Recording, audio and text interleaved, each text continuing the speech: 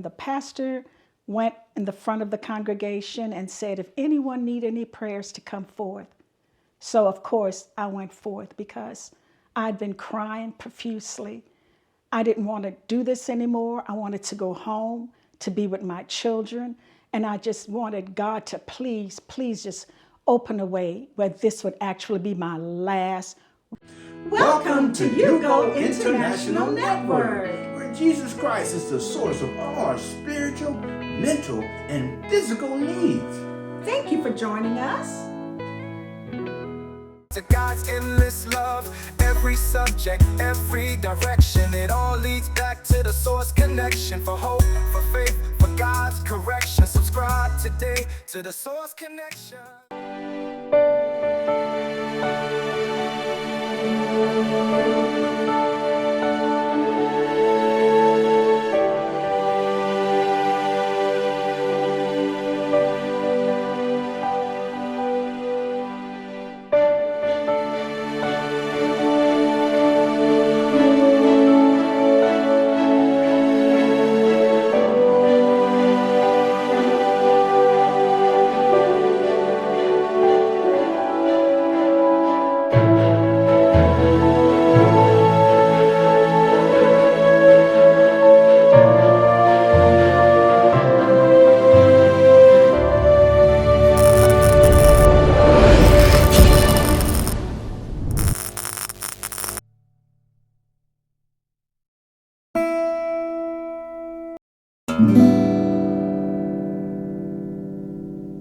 Hi, everybody, and welcome to the Source Connection.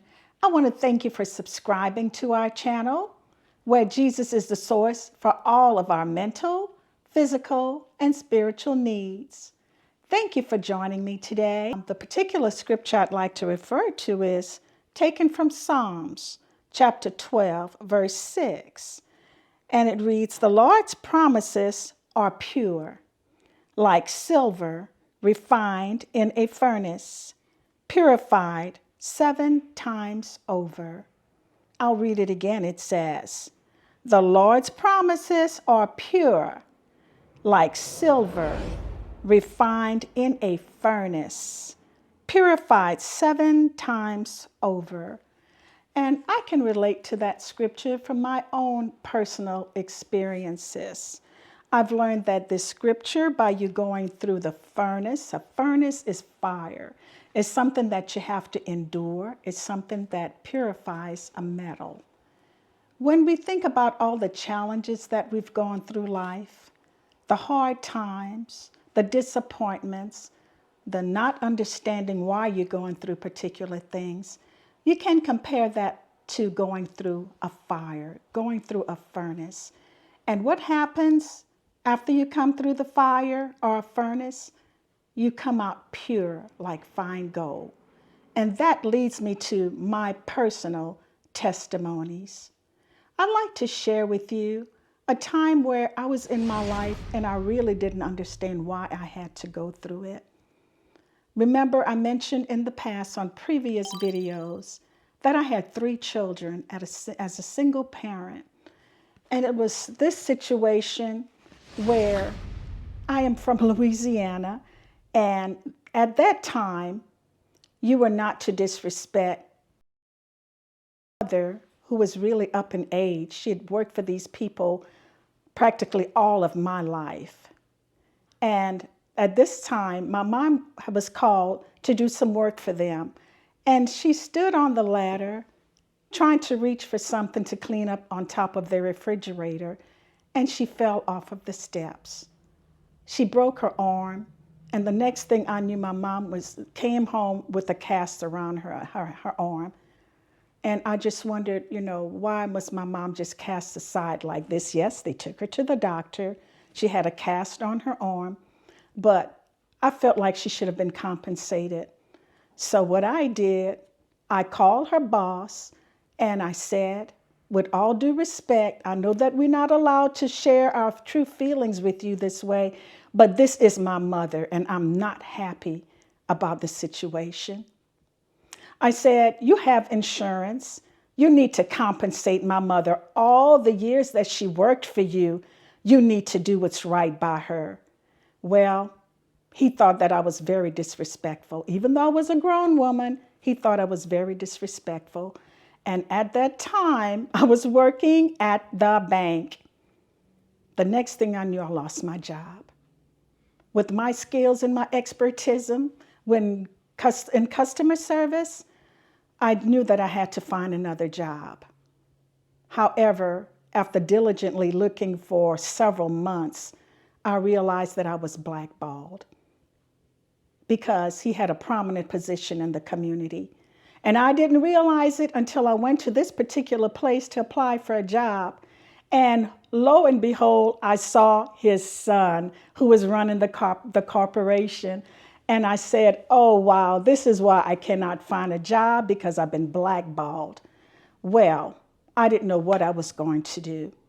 I looked diligently, I prayed, and I searched. And finally, they had this particular program where they were offering free training if you would learn to go to school to drive a diesel truck. That's right, you heard it, a diesel truck, an 18-wheeler, something that I had no comprehension of, something that I've never had training in, and something that I was never exposed to. I prayed and I prayed, but the only door that seems to open was to apply for the Diesel Driving Academy. I applied and I was approved the admittance to join the school. I got on my knees and I prayed and I asked God, please don't let me go through this. I'm afraid and I just don't want to do it. Please lift this from me, Father. However, God chose to let that door stay open for me. So I applied for the school. I attended the classes. And though I didn't think I would be able to pass, I passed the class with flying colors and even was surprised when I even passed the diesel part of it. I was able to get my plaque cards when I applied for my driver's license at the DMV. I did not want to leave my children. I would be far away from home. And so I had to make arrangements for someone to take care of my children while I drove across country. That journey, I'll never forget. It was all type of obstacles and danger, meeting people you didn't want to be around, but I prayed for God's protection and his divine wisdom.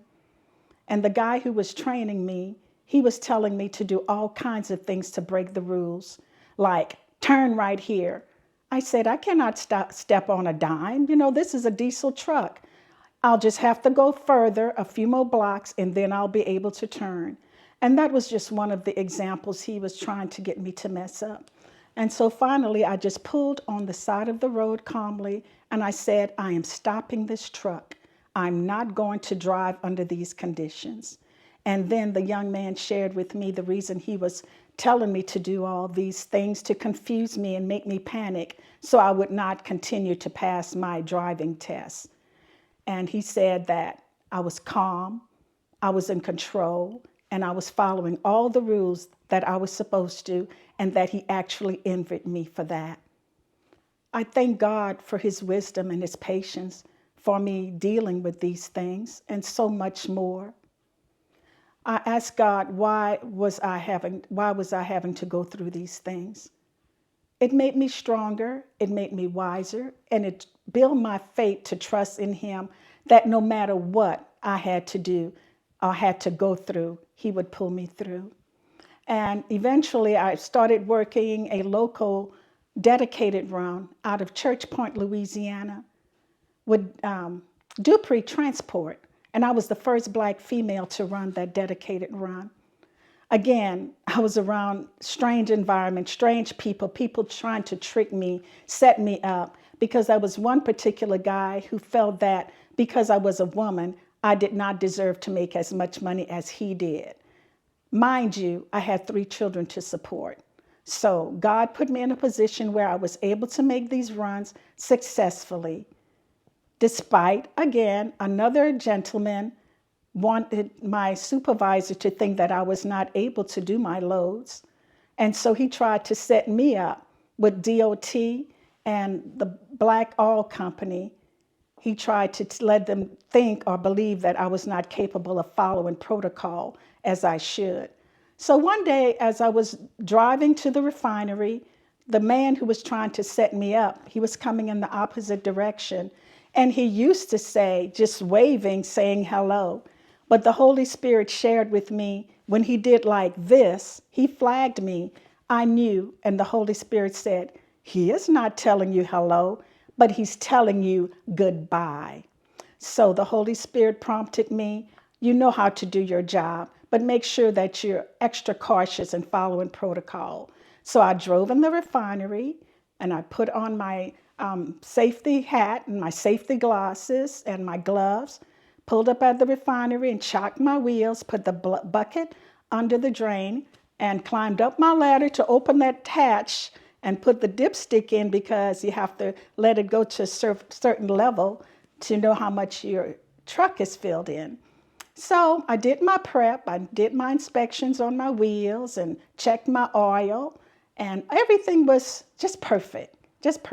And all of a sudden I see the guy from the refinery, he's looking at me, and he walks around and he says, well, what are you doing? I said, well, I'm doing my inspection. I'm checking my oil and making sure everything's okay with my logbook. And he checked to make sure everything was in compliance. Then he goes against the wall and he scratches his head and he said, ma'am, have a great day. Thank you, Jesus, I said to myself. And then as I was driving back for the next load, I noticed that DOT was following me. I looked in my side view mirror and they were just pulling right next to me and made sure that they look inside to verify that who was driving the truck. And I didn't know what that was all about. So anyway, just to make a long story short, there were other situations that I really had to go through, even thinking that no one cared for me. As I was driving one load, this voice just said, nobody cares for you. Why don't you just pull this truck on the road, off of this bridge and just get it over with? And then as soon as that thought came to my mind, this car came out of nowhere on the side of me. And usually the car will go ahead and do a distance before they get back into the right lane. But it stopped so close to my truck that my eyes was fixated on their license plate. And the initials on the license plate was GVC. And I said, what? That's right, the Holy Spirit. God cares, Vallery. CGCV.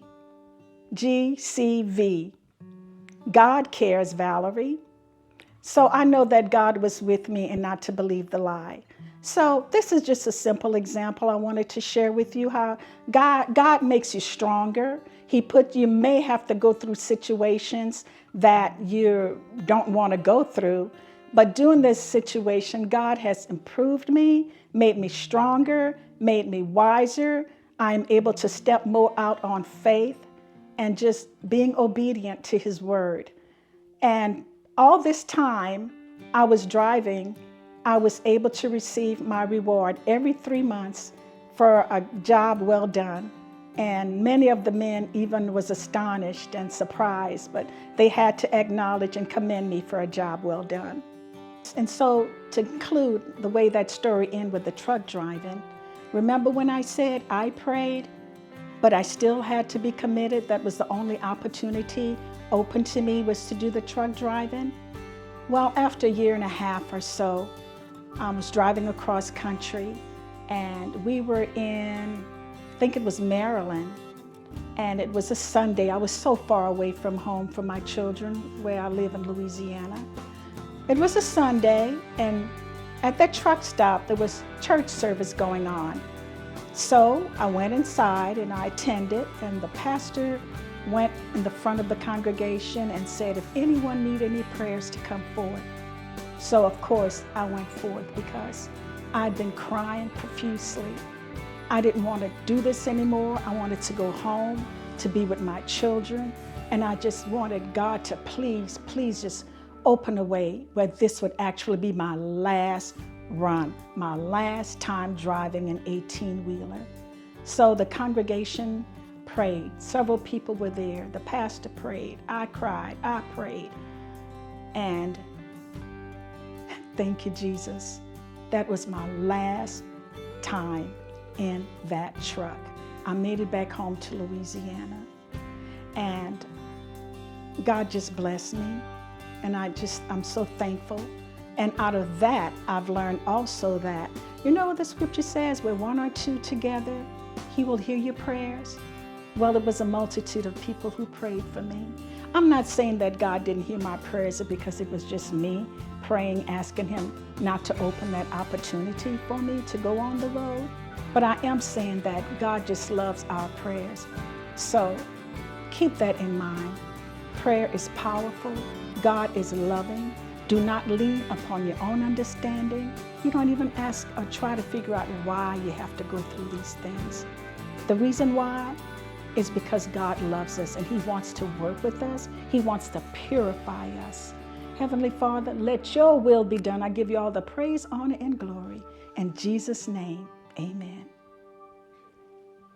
God is good. God is great. God is wonderful. Whatever you're going through in life, just take it and go through it and trust in God and know that he will bring you through everything. Even now, when I look at the trucks, the 18-wheelers on the road, I say, wow, I didn't do it. God was the pilot. He was the one driving that. So it's a success story. And I hope my story will encourage someone just to step out on faith and let God refine you. Put your trust in him. He'll never leave you. He'll never forsake you. So with that, I want to thank you for watching. And until we meet again, please remember to like, share, comment, and subscribe. And remember also to please press that notification bell. And last and not least, please stay connected to the source where Jesus is all things. Have a great day.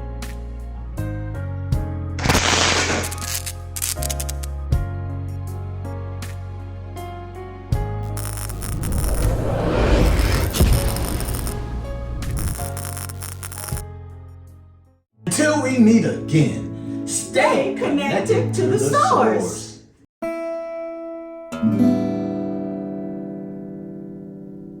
Welcome to the Source Connection, where Jesus Christ is the source of all your spiritual and physical and mental needs. Well, today I want to present to you a book. Yes, my book. Yes, I'm an author. And yes, my amazing wife is the co-author of Victorious Change. Yes, my wife Vallery helped me to write this book. My story became our story. 35 years of drug addiction, sleeping on the streets, sleeping behind dumpsters, and today we are happily married. It's been 8 years, and this book of Victorious Change talks about the victories in our life, talks about how we surrendered to God. And today, the blessings of the Lord has chased us down and overtaken us. I tell you, and I'm going to tell you, and I'm going to keep telling you, you have to have this book, Victorious Change. It will change your life.